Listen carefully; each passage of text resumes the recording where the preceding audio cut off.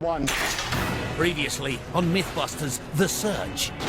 Oh! 6 hopeful hosts took aim at a classic TV tall tale. It's the A-Team. This is awesome. Pronounced it plausible. Fire! And proved with their A-Team teamwork too good to break up. No one is being eliminated this week. So this week, our 6 survivors test the myth that you could scale 7 stories If you can hear me, Spider-Man, I could really use your help right now. with cordless vacuum cleaners. Die! Then, I'm flying an airplane. What do I do? can an amateur aviator land a light aircraft? Yeah, well, might as well go out in a blaze of glory, right? But who will crash and burn, and who will make it as a Mythbuster?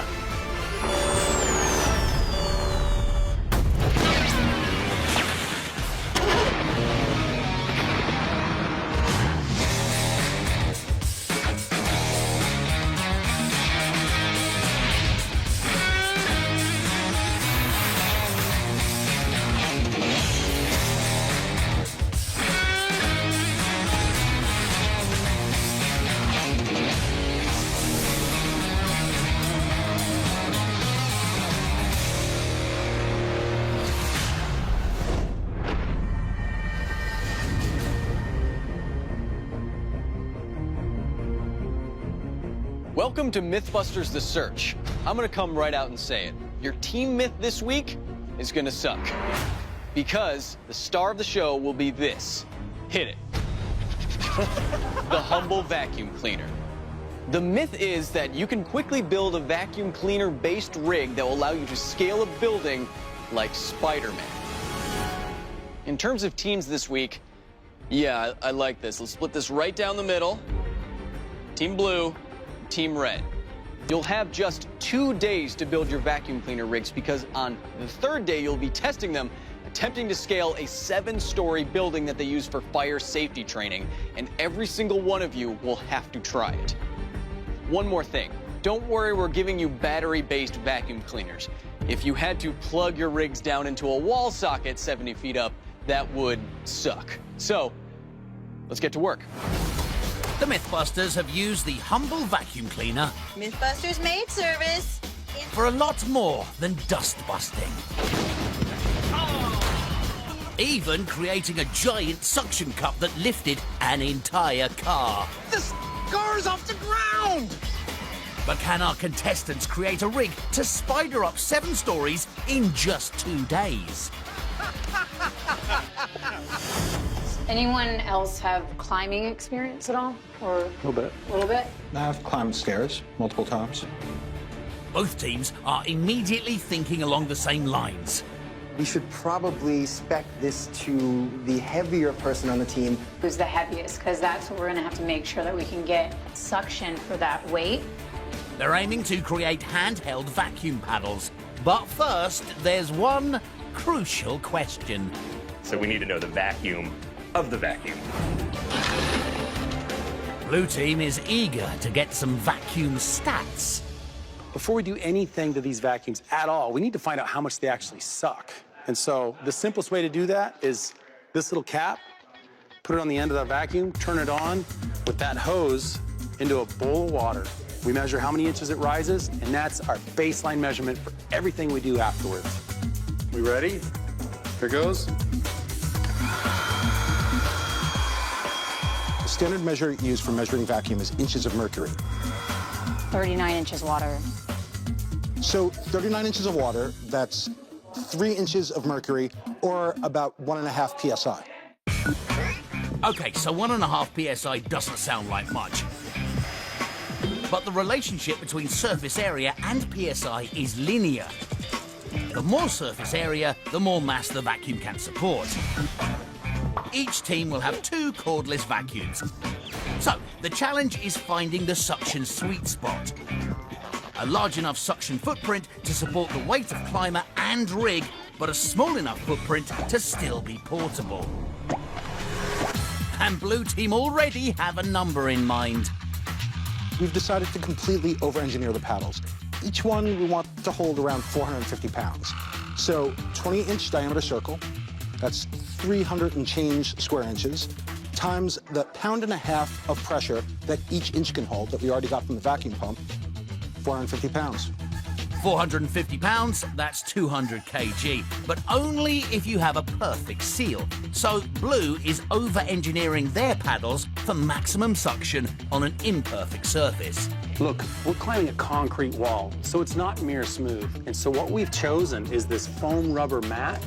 And so what this is it's real supple. So it allows itself to kind of go into those concrete voids, and it's sticky, so it won't slide off. And so with a little bit of vacuum, this will stick us right on that wall.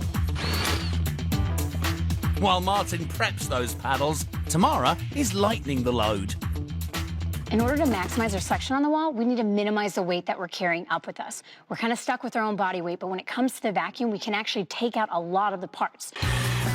I'm building a housing that hopefully will get us to about 50% of the weight and be able to get us up the wall a little quicker. Meanwhile, Hackett is working on attaching these suction paddles to their feet, designing a swinging stirrup for maximum maneuverability. It's flexible, it's attached by webbing. That enables me to move around. It allows me to get the leverage that I want, so I'm not locked into one position. Blue is aiming to create a super flexible rig by keeping their circular paddles as small as possible and using swinging stirrups. They're maximizing their freedom of movement to scale the full 7 stories. Red team are investigating the other vital vacuum stat, battery life. For this test, we want to see how long the stock batteries in this vacuum cleaner can actually maintain a vacuum. The manual says 30 minutes, so we'll see if that's true. That's not much vacuum, but hopefully it'll last 30 minutes.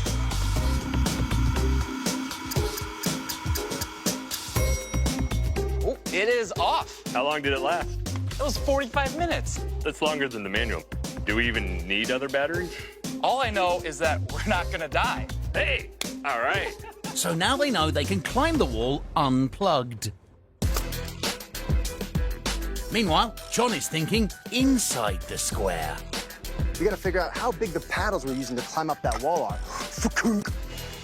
And for the benchmark, I have this 10-inch by 10-inch panel that's 100 square inches, and we'll see how much it lifts. It's pretty strong. Pull it. Are you worthy? This is only a 10 by 10 inch square, and it was already really hard to pull off the wall. I feel like this probably could have supported one of our body weights just on its own. All right, cut it. Oh, you didn't hear me say cut it?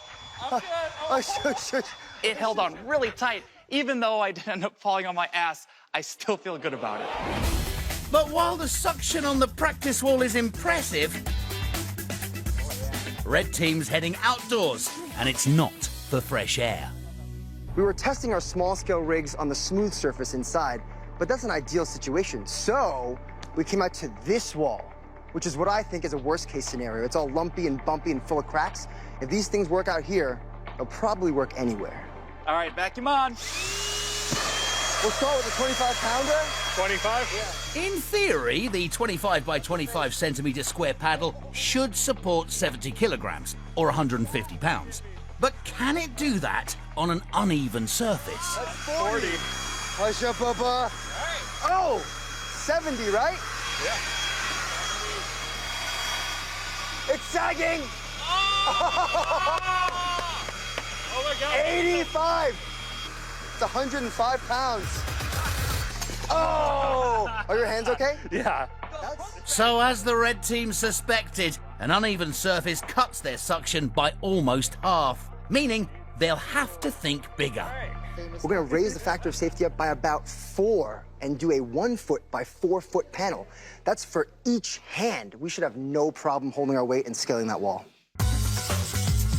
So Red is opting for a less flexible design than Team Blue. They'll still create a double back backpack, but the vacuums will be attached to 2 super large and rigid rectangular paddles with a steel footplate for stability. Red team is following the Mythbusters adage that if it's worth doing, it's worth overdoing. I will have to insist that whatever we build, it has cup holders on it. Oh, I'm coming in frame for a high five. Oh, that's good. That's so good. Dude. Wait. Cup holders. The final step is a release valve on each paddle Hey. to stop suction without turning off the vacuums. What's up? And in less than a day and a half, they've turned 2 humble vacuum cleaners into a wall-scaling device. Are you ready? At least in theory. Vacuum's on. Woo! Up, and away! Amazingly, John doesn't come unstuck. In fact, he makes it up the wall in under a minute. I'm about 200 pounds and I flew up that wall, so completely new level of respect for household vacuum cleaners. Here we go! Yes, it's impressive, but Brian still has concerns. What am I thinking? John, every morning when I come for breakfast, is glistening in the same sweat. Because why? He's in the gym. Do you know what I was doing? Sitting on the couch. Hey, put in and we'll stop you in. Am I concerned? I have the same concern John has, that I will fail. It's okay. Here, we'll get you on the... Well, Brian isn't off to the best start. Turn off the vacuum. I'll be here. But as the saying goes, It sounds really lame, but just go like the first time, just do 2 inches. when you fall off, you've got to get back up on the hose. Good. As Brian inches up the wall, his weight is supported by the rig. However, the ergonomics are causing him problems. You're almost halfway there. He has to strain to keep his body close to the wall. And at 3 meters up,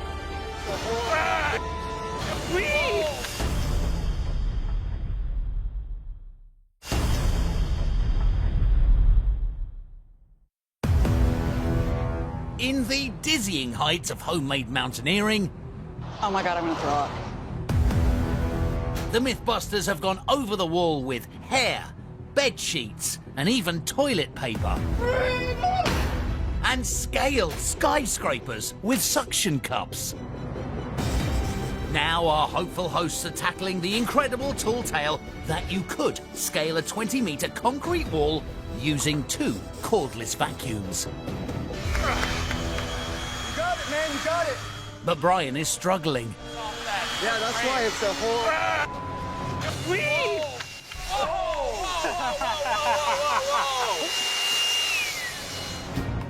Was that fun? I climbed a wall with a vacuum, hung upside down by my feet. The whole thing was fantastic. The only problem is, that's not the type of fun we're meant to be having if we want to win this thing. The problem is, when my hands are here, I'm just pulling. I feel like I'm holding 50 to 100 pounds the whole time. We got to climb the wall the fastest, and that, for me, was just the wrong position. So, for Brian, an awkward climbing position was his downfall. But will Alan have the same problem? You ready? Yeah. Hey.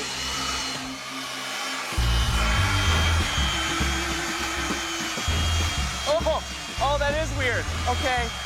Remember, small, start small. At a similar height to Brian, I am exhausted already.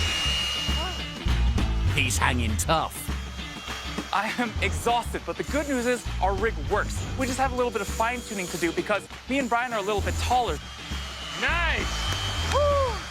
We're gonna use straps to try and keep our weight close to the paddles. Oh, I can actually kind of lean forward and not fall that way. John didn't seem to have any problems. Either that's because he's shorter or it's because he's got so many muscles. Maybe. Back with Blue Team, and they're putting the finishing touches on their rig. On 3, 2, 1. Look at that.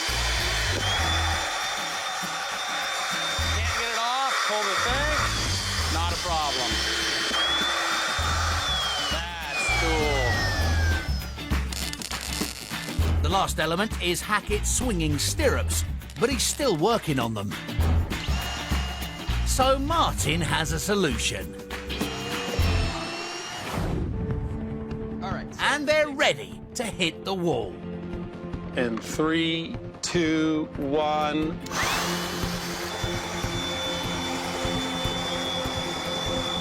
The rig has no problems holding Tamara's weight. Yeah, look at that. In fact, she makes it to the top in 25 seconds. You're doing awesome. Oh, That was awesome. that was But weighing just 45 kilograms, it's not surprising. Dude, that was actually really easy. Tamara climbed that wall like a gecko using her little pad. Fortunately, Martin and I have to use this one. Same motor, but a lot more surface area, a lot more vacuum to support a lot more mass. On the wooden practice wall, the bigger paddles work just as well as Tamara's.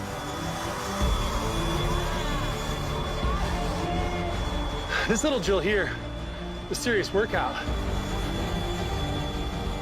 Tomorrow, that's a sheer 70 foot. That's no easy task. The last person to test is Hackett, 40 inches. Cool. I'll cut the webbing now. and his maneuverable stirrups are finally ready. All right, Hacky, you ready for this? As ready as I'm gonna get. Turn me on, Martin. No, that's Tamara's job. Turn me on, Tamara.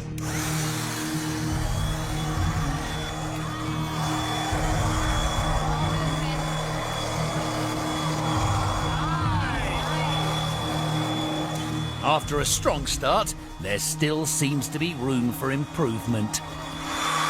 You show that wall who's boss! Paddles work. Our knot tying skills on the stirrup, not so well. Things were slipping and slipping. Coming off! Good that this is happening now, not on the day. We've got a couple of different options before tomorrow. The wooden stirrups are much more stable, but Hackett's not giving up, and that could backfire. This is our shortest build to date and the fourth myth that I've been on with Hackett. So in the past, when he's wandered off or he's done his own thing, we've had enough people or enough time to compensate. But this time we're down to the wire, and it would be really useful to have all hands on deck.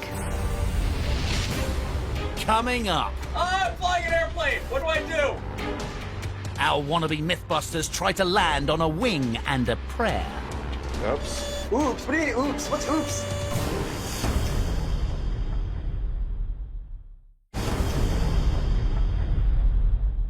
To test the cordless vacuum climbing myth, our hopeful hosts are trying to get high. 7 stories high, to be exact. But first, it's time to fly. Welcome to Mythbusters Flight 314 and the location of your second myth. It's a classic. Cue the in-flight entertainment. The Mythbusters love nothing more than taking to the skies for science. Back in 2007, they tested the classic movie cliche of a civilian landing a passenger jet. Pull your nose up and give it power. Thanks to the guidance from the ground, Put the nose of the airplane to square on 2.5 degrees. the Mythbusters managed 2 touchdowns. A touchdown. Okay, pull the nose up. However, this time, they'll be winging it in something much smaller. So you get the idea. Your friend invites you for a flight on a small plane, but halfway through is somehow incapacitated. The myth is that you can safely land this plane without any flight experience, only talk into landing by air traffic control. You'll be flying a top-of-the-line flight simulator for a Cessna 172, flying into Garberville, California. It will also be raining. Before you guys get started, I'd like to introduce you to your special guest judges this week. Mike is a pilot with over 50 years of flight experience. He's going to be the one talking you down. Chris is a pilot and flight instructor. He's going to be behind you in the cockpit, watching your every move. I've seen Adam and Jamie try to land a simulator, and it wasn't pretty. But now I get to get bounced around in a smaller plane in worse weather. It's not going to be easy. But not all our candidates are as inexperienced as this myth requires. My time flying was mostly short field runways and dirt takeoffs, so I have a lot of experience with the harder aspects of this. Brian's history flying this exact plane means he'll sit this test out. But for the others, once they've buckled up, the simulation begins. All right, Alan, are you ready? As ready as I'll ever be. They're at an altitude of 1,500 meters, that's 4,900 feet, at a speed of 100 knots, traveling away from the airport with only 15 minutes of fuel left. Mayday, mayday, Alan, to air traffic control. My buddy just suffered a massive heart attack, and I'm flying an airplane. What do I do? Mayday, mayday, this is civilian John Lung, and I think the pilot has passed out, so I could use some help right now, Tower. We don't have a pilot. We just have a guy who doesn't know what he's doing. That's me. I need to land this airplane at an airport, I think. Yes, that sounds like a good idea. Yes, but which airport? Do you have an idea where you are? I am... Nope. Not a clue. What I first have to do is figure out exactly where you are. Are you looking at a big screen in front of you? Yes, sir. Okay, it should have a button underneath it, word called ident, I-D-E-N-T. Ident. I see it. Should I press it? Please push that button. Great. Okay, now I know where you are. Oh, fantastic. That was easy. Okay. Once Mike knows where in the sky they are, he guides them towards the airport. As the candidates get to grips with the controls, Add some more power. There you go. Now, what does the tachometer read? Tachometer's at 2432. Let's talk a second about what we're actually testing here. Yes, we are testing whether or not a novice can land a plane safely only with help from air traffic control, but we are also testing being calm under pressure. I'm terrified. Oh, don't be terrified. Just relax your shoulders. Take a deep breath. Being proficient with machines. But I want you to descend to 3,000 feet. 3,000 feet, descending. Being good at communicating, and above all, being entertaining to watch. Do I have a chance to do like a flip or anything? This is something that all wannabe Mythbusters need. yep, and what this myth needs now is a runway. Should be able to see the runway on your right. It's about 5 miles away. I see an airport. Oh my God, yes, I do. I see an airport. Oh man, you guys are you're in business now. But surrounded by mountains, Garberville is no easy landing strip.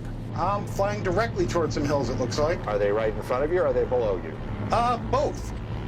Okay. So is this, the runway's at 0 feet? No, the runway's at 500 feet. Good question. Okay, so I'm at 1,000 now, so I still have 500 feet. Yes, you are. That's right. Good question. So far, all our candidates have successfully stayed aloft, but this myth is all about the landing. All right, now I need you to start down. To do that, we're going to need to use the engine power. All right, now I need you to lower some flaps. And for John, this is where the rubber should meet the runway. Okay, it looks like you're a little fast. Off a little power and raise the nose. Oh, my goodness. Okay, now pull the throttle all the way up. Oops, oops. Oops. What do you mean, oops? What's oops? Oh, no. Oops. Oops, indeed. Lucky it's a simulation. I think I crashed because I may have panicked a bit and over-adjusted a lot, and so my plane was just like, oh, it's coming in, oh. And I thought I pulled up at the right time, but it just went,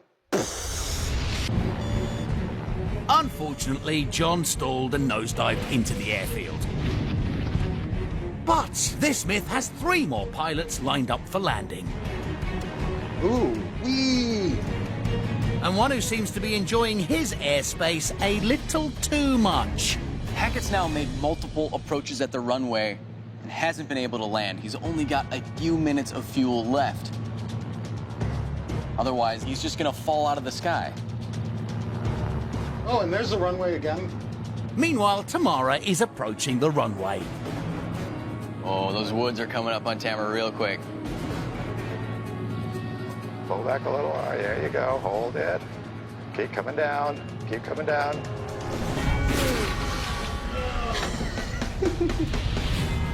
Tamara is our second pilot to come in too hot. Okay, pull up. And Hackett's, well... So don't turn left or right. Just follow that road. Looks like you're turning right. Is that what you want to do? No, I'm trying to stop there. While Hackett circles around yet again, Push it all the way in. Push it all the way in. All the way in. it's Alan's turn to bring his bird to land. Oh, here we go. There you go. Okay. All right, I'm keep the coming runway in. between your legs. Now pull the nose up. Oh, okay, nose going up. Pull up some Oh more. boy, this is Pull up getting some kind more. of crooked. Pull up. There you go. Okay, I'm Keep- coming in. Coming in. Hold it. Oh no! Oh Jesus, take the wheel! Did I die?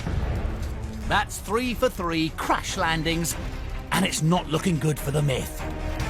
Although it is looking good for Martin.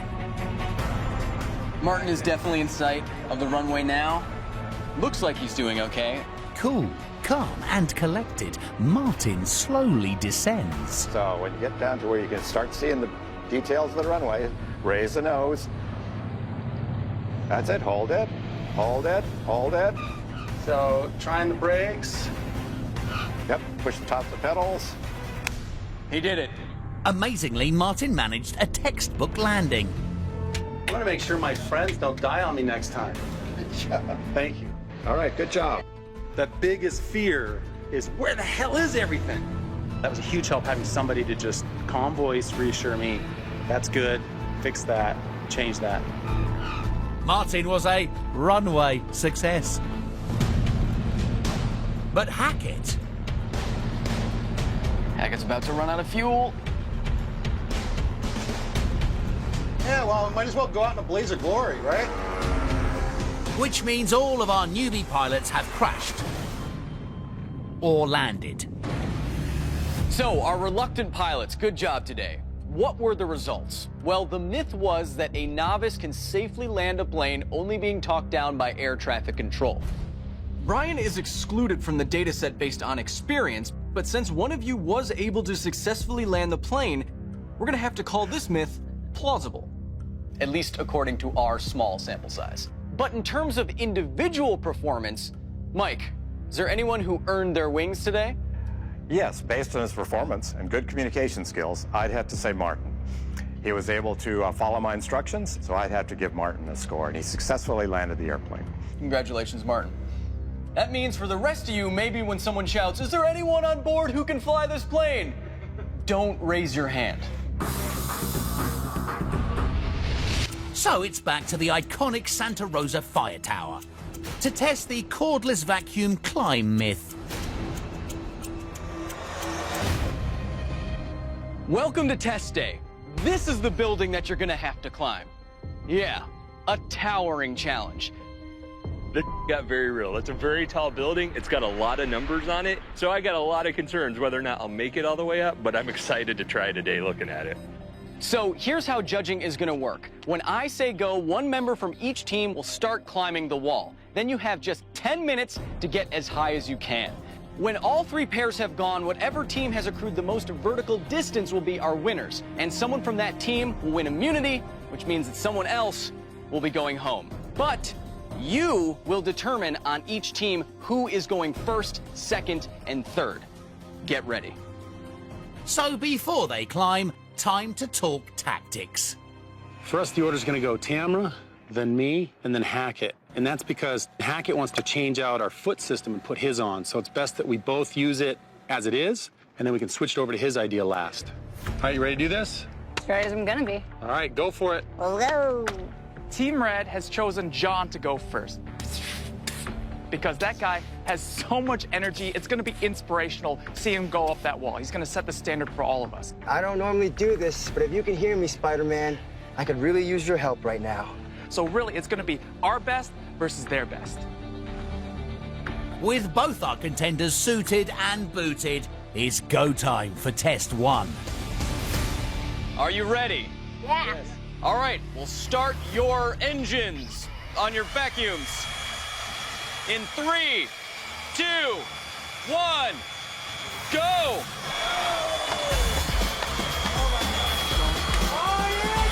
Nice!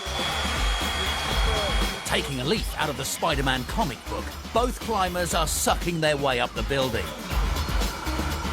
But at the 3-meter mark, little Dynamo Tamara streaks ahead. What the heck is happening?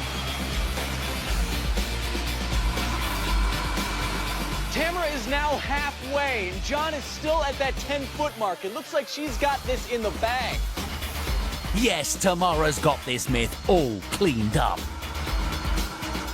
To be able to scale a building with nothing but a vacuum is just mind-blowing. I just tried to move really fast and throw as high up as I could and get up there.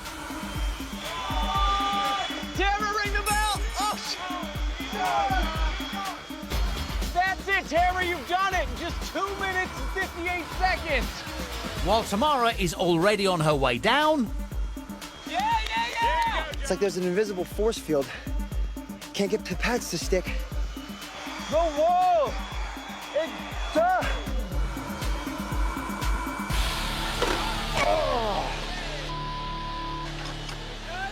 Yeah, I'm fine. I'm sorry, guys. No, you did great. It's the wall's fault.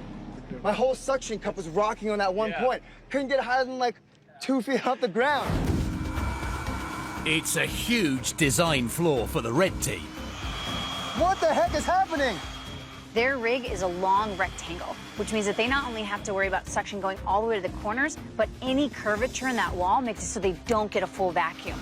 That's part of the reason that we designed a circle for ours and tried to keep our surface area as small as possible to hold our weight. Shoot! But not anticipating an uneven climbing surface could spell trouble for the red team. The person leaving us this week is...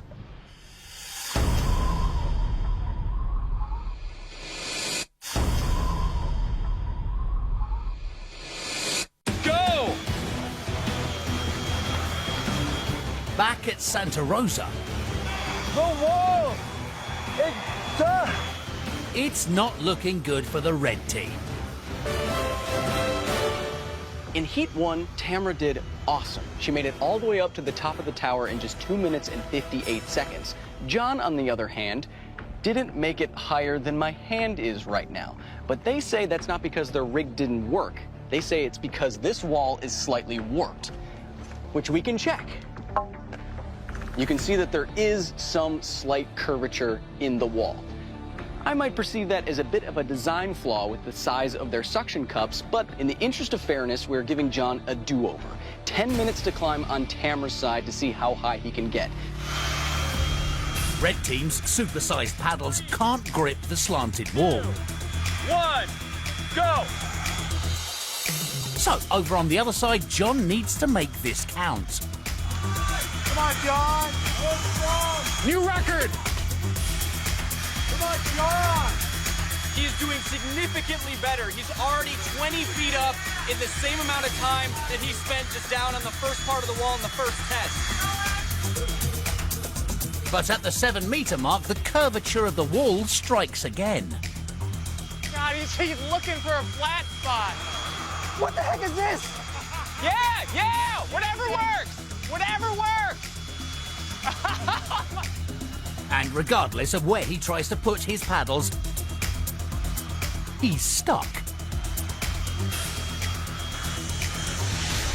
It's killing me. On my first run, I got stuck on some weird bump. Then we switched sides to a different wall, only made it 25 feet. After one climb, red team is behind. So Brian is cutting their losses.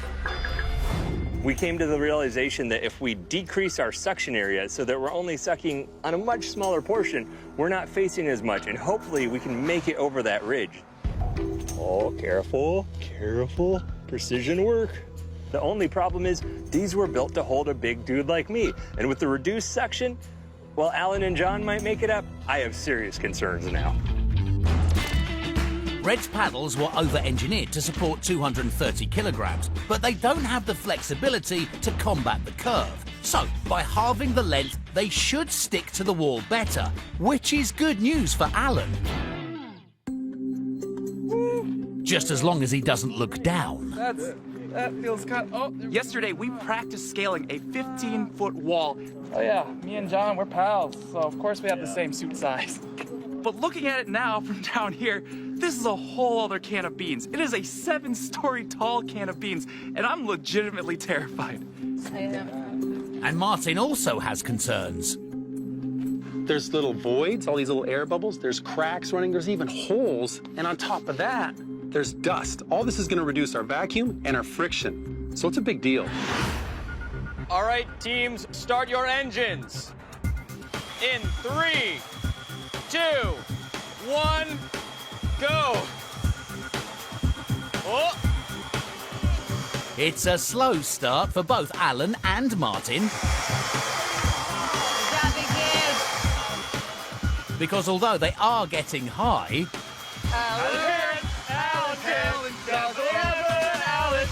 Come on, you're doing good. You're doing it! Martin's having problems with the dust. I think it was really just not enough suction, too much dust. A less than perfect seal is messing with his suction footprint. And at 4 meters, he bites the dust. Martin's down. Martin's down. It's all on you, Alan, as high as you can get. That was nothing but disappointment that just happened because from the very first step, this was on the wall, I stepped, slid down because of the dust. And so it was just like a vertical treadmill. Alan is having more success as he makes it past John's 7-meter sticking point. I knew that there was something I'd have to get past, so I just reached up as high as I could, and the pedal actually stuck. So from there, I was just trying to keep steady, keep climbing. But at 10 meters, 35 feet, he comes unstuck. Good job, Alan. Yeah, you're good. Alan can. Ooh! They should call you Alan Can. How far did I get? 30 something. And after all that effort, the good news is I almost puked. Alan has evened the odds. After Heat 2, the scores have come a lot closer together. It's all going to come down to Brian and Hackett's performance. After watching all the other contestants race, it's down to me and Hackett, and I thought Martin, he would have just spidered up that wall, and he didn't. He slid, and he gave us a chance. For this final hose down, Hackett's swapping out the wooden stirrups for his swinging ones, which could make all the difference. This is our last shot. I think it'll work better. I think it'll give me more maneuverability than the solid boards that come down. Will that matter in the end? Guess we'll find out. All right, start your engines. Engines. 3, 2, 1, go.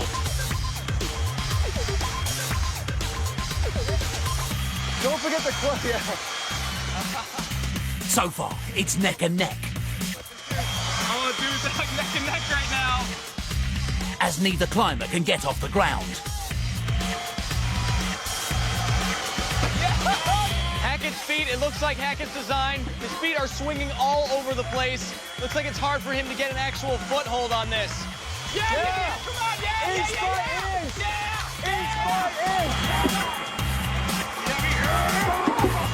I can see the vacuums actually cleaning the dust off of the wall.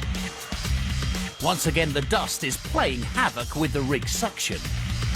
Go, go, go, go, go, go. This is a disaster. Yeah. You're neck and neck. In theory, the reduced red team paddles should still support Brian's weight. But in practice, they don't. For Hackett, his swinging stirrups are making a tricky task even harder.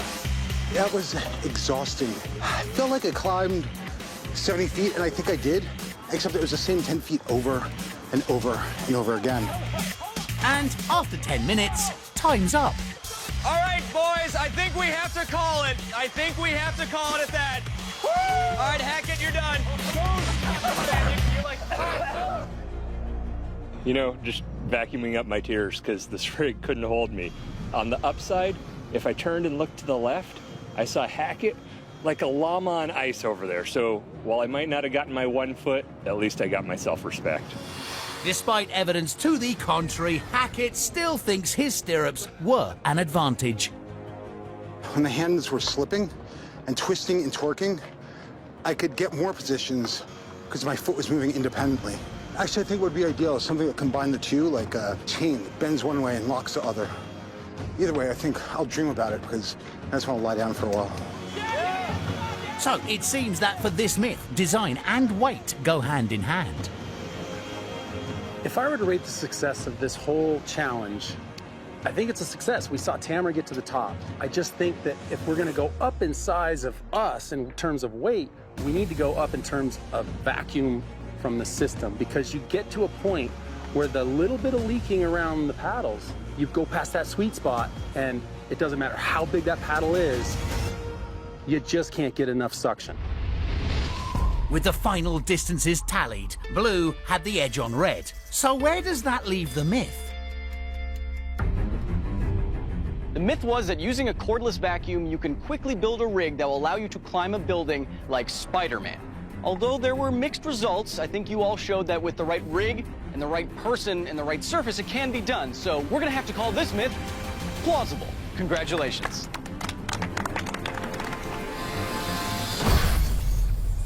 Which brings us to this week's coveted Mythbusters MVP trophy. I think we just have to go with the person who absolutely destroyed this test today. Tamara, you're MVP once more. Thanks, Kyle. You're welcome. Good work today. It meant a lot to me just to get up that wall, but getting MVP for a second time and 3 episodes is just really incredible. When I started this journey, I was just really hoping to make the girls in science proud, and I'm definitely gonna carry this as a badge of honor this week, because I think I'm doing it. Now, this means that someone other than Tamara is going home. This decision is getting harder and harder each week, and so me and the special guest judges and the rest of the Mythbusters crew have been looking at not just this episode, but every previous episode that you've been on. And when we do that, we consistently find someone who lacks the collaborative attitude required for a Mythbuster, even though he's provided some hilarious, brilliant, and often disturbing moments. The person leaving us this week is Hackett. Sorry, dude. You are one of a kind, sir, and I wish you the best of luck, man. I'll survive. A couple of interesting things about this gig. Got to bathe in like the whole mythos of Mythbusters, which infused everyone on the cast and on the crew. Science. Science. As part of that, I got to work with some people that I never, ever, ever would have worked with before. Downside, maybe I should have stepped to the front a little more often. Hey, Buster, what's that? But on the upside, didn't kill anybody. I'm going, but I'm taking that. It's a jetpack, right? See ya. Next week, Oh, that's cool. our final 5 get a license to thrill. Yeah! With spy car gadgets. To stop a bad guy in his tracks. Then they test the myth you could sing for sanity. Nothing wrong with this. But who will face the music and who will make it as a Mythbuster? The person leaving us this week is